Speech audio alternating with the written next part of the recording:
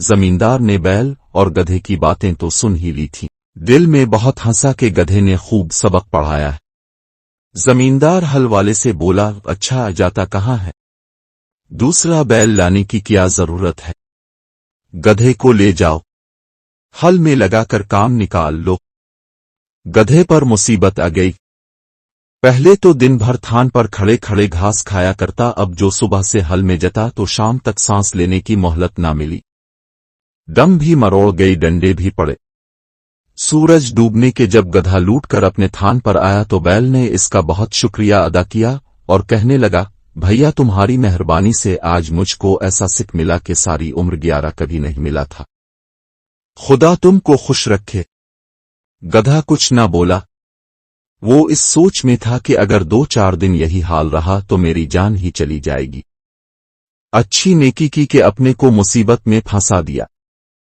दूसरे दिन फिर हल वाला गधे को ले गया और शाम तक इसे हल में लगाए रखा। जब गधा थका हारा वापस आया तो बैल ने फिर उसका शुक्रिया अदा किया और खुशामद की बातें करनी चाहिए। गधा कहने लगा, मियां उन बातों को रहने दो, आज मैंने मालिक की जबान से एक ऐसी बुरी खबर सुनी है कि मेरे रूंगटे खड़े हो रहे हैं। खुदा तुम 11 को अपनी हिफाजत में रखे। बैल ने कान खड़े करके पूछा, गधे भाई सुनाओ, तो मेरा तो दिल धड़कने लगा।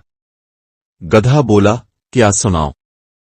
मालिक हल वाले से कह रहा था कि अगर बैल ज्यादा बीमार हो गया है और उठने के काबिल नहीं रहा तो कसाई को बुलाकर इस पर छुरी 11 फिरवा दो। बैल कसाई के नाम से कांप उठा और कहने लगा, फिर तुम क्या मशवरा देते हो? गधा बोला, मैं तो हर हाल में तुम्हारी भलाई चाहता हूं। अब मेरा ये मशवरा है कि तुम खड़े हो जाओ, चारा भूसा खाने लगो और सुबह को जब हल वाला आए तो खुशी खुशी 11 इसके साथ जाकर हल में जत जाओ। ये बातें भी जमींदार छुपा हुआ सुन रहा था और दोनों की बातों पर इसे दिल ही दिल में हंसी आ रही थी। जान जाने के डर से बैल ने फिर गधे के मशवरे पर अमल किया। बैल और गधा चारे की सारी नानत साफ कर दी और कुल्लीले करने लगा। सुबह हुई तो जमींदार अपनी बीवी को साथ लिए बैल के थान पर पहुंचा। बैल ने जो अपने मालिक को देखा तो उछलना शुरू कर दिया।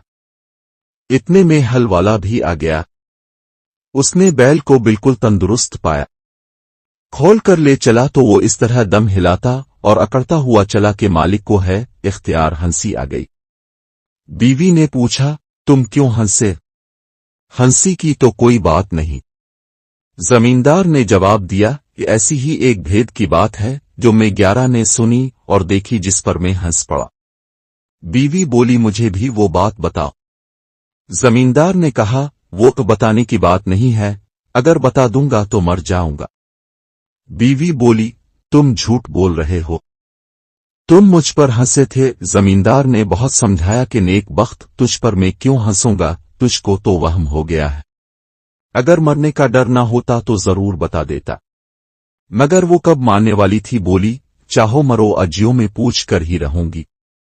जब बीवी किसी तरह नहीं मानी तो जमींदार ने सारे पड़ोसियों को जमा किया और सारा किस्सा सुनाया कि मेरी बीवी एक ऐसी बात के लिए जिद कर रही है जिसे जाहिर करने के बाद मैं मर जाऊंगा। लोगों उसकी बीवी को बहुत समझाया और जब वो ना मानी तो अपने घर चले गए। जमींदार लाचार होकर वुजू करने चला गया कि भेद खिलने से पहले 2 नफल पड़े। जमींदार के यहां एक मुर्गा और 50 मुर्गियां पली हुई थीं और एक कुत्ता भी था। जमींदार ने जाते जाते सुना कि कुत्ता मुर्गे पर बहुत गुस्से हो रहा है कि कम वक्त तो कहां मुर्गियों के साथ साथ भागा चला जाता है, हमारे तो आका की जान जाने वाली है। मुर्ग ने पूछा, क्यों भाई, इस पर ऐसी क्या आफता पड़ी जो अचानक मरने को तैयार हो गया? कुत्ते ने सारी कहानी मुर्गे को सुना दी।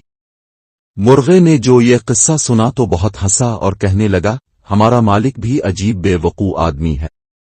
बीवी से ऐसा दबना भी किया कि मर जाए और उसकी बात ना टले। मुझे देखो मजाल है जो कोई मुर्गी मेरे सामने सर उठाए। मालिक ऐसा क्यों नहीं करता कि घर में जो शहतूत का दरख्त है इसकी 2-4 सीधी सीधी टहनियां तोड़े और इस जिदिन को तहखाने में ले जाकर उसे ऐसा पीटे कि वो तौबा कर ले और फिर कभी ऐसी हरकत ना करे। जमींदार ने मुर्ग की ये बात सुनकर शहतूत की टहनियां तोड़े और उन्हें तहखाने में छुपा आया। बीवी बोली, लो अब वजू भी कर आए, अब बताओ। जमींदार ने कहा, जरा तहखानी चली चलूं ताका मैं भेद भी खोलूं तो कोई दूसरा जाने भी नहीं और वहीं मर भी जाऊं। बीवी ने कहा, अच्छा, और आगे आगे तहखाने में घुस गए। जमींदार ने दरवाजा बंद करके बीवी को इतना मारा ग्यारा कि वो हाथ जोड़कर कहने लगी, मेरी तौबा है, फिर कभी मैं ऐसी जिद नहीं करूंगी। इसके बाद दोनों बाहर निकल आए। कुंबे वाले और रिश्तेदार जो परेशान थे खुश हो गए और मियां बीवी मरते दम तक बड़े इत्मीनान के साथ जिंदगी बसर करने लगे।